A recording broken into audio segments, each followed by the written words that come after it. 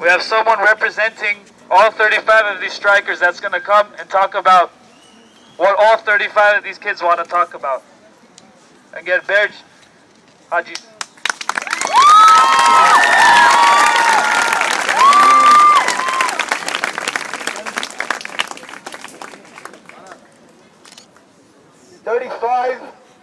People strong, and 92 hours later, and we're all still here. We're here because our nation is about to be sold, and we will not let that happen. We will make our voices heard to the representatives of this corrupt government, and we will take a stand. Nothing has motivated us more than being here together, one another, each and every single one of us, together, holding banners, getting petitions signed, rallying the people up, taping our mouths, chaining ourselves together. We're here to make a stand, and we did it together. The key is together. Every second, every hour, every day, we were together as a group, not just by ourselves, but all of you here. That's what motivated us. Look, all of us are hungry, okay? All of us are tired. But that doesn't mean anything. Why? Because we know that when we have this, nothing will stop us. Okay?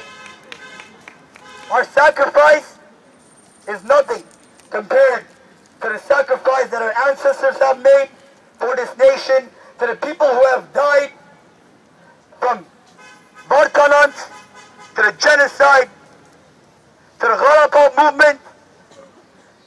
We have all struggled. Nothing will stop us because of you, parents, who came in here day in and day out, who stood over our heads in the morning when we'd wake up. You'd bring us hot water, whatever you could bring us, to make us feel good and try to help us get through this. Honestly, we all felt that you were probably going through more pain than we were going through here. And we appreciate that. Thank you.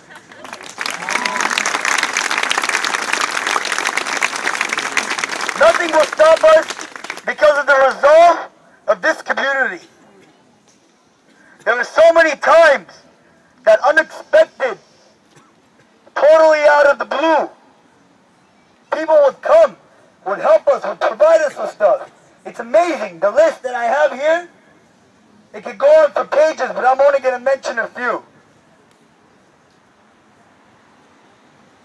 We'd have people, which all of you would hear now, honking all day long, all day, all night, even 3 a.m. in the morning. We hated it, okay? But at the same time, we loved it, because we knew what it was all about. We'd have people get out of their cars and yell at us in support. We try to figure out what they wanted, and then we figure out that they loved us, and we loved them. A suspicious black van pulls up one night, only to find out that he wants to give us water. He opens his trunk and pours out water at us, out of nowhere. A flower shop owner walks by, sees this here, asks us what this is all about, and goes and brings us whatever we need. A man comes, doesn't mention much. It took us a while, half an hour, to figure out that he was an activist who in 1979 did a hunger strike in Wisconsin in order to get the genocide recognized. Our Surpazan brought us crosses. A random non-Armenian pulls up to the side of the street in his BMW and tells us to grab the treats and the coffee that he brought for us. Something that we can't use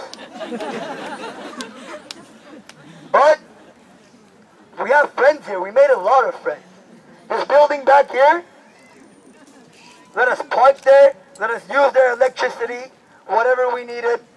That building over there, the first few days, 10, 20, 30 of us would walk in every day and use their bathroom. Okay? We gave it to them.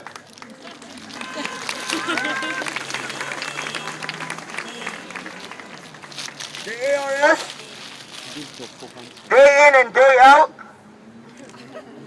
For you. And now we have flowers for every single participant here. Thank you.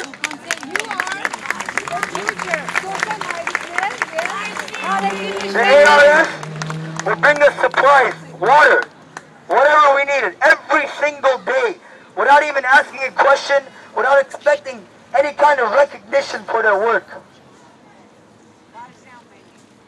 Parents, family, always by our side. A brother of a striker brings us all CDs one day. Aras Sahagyan, Nersik Ishvirian, Karnik Sarkisyan, Armen Mosisyan, they come and they help us pass our time. A group of old people came in today, about 20 to 25 of them, old ladies. And they came and they started talking to us, and then they started singing to us. And then they started crying for us. They poured their hearts out at us, and it was one of the most moving and emotional moments we've had on the strike.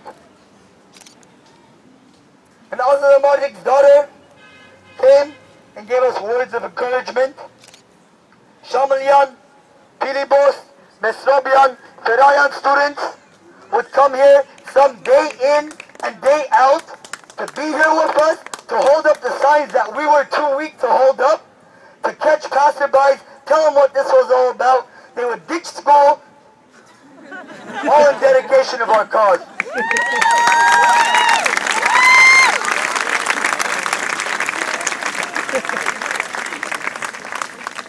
We were given Artsakh t-shirts from supporters. We were given whole from Echmialdin from a parent. And the list goes on and on, Sirayender.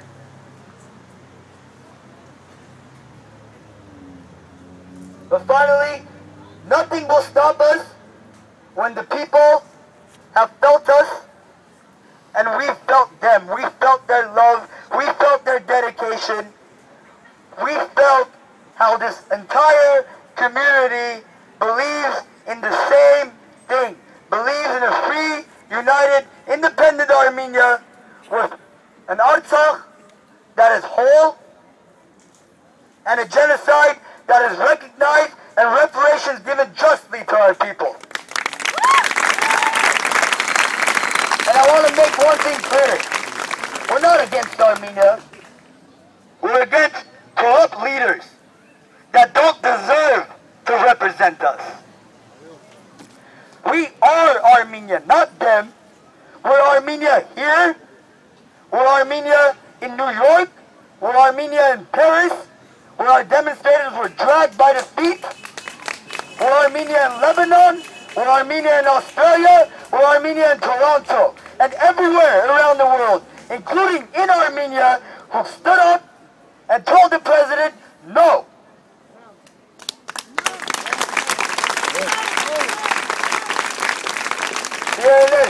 This is not a Spurka high thing.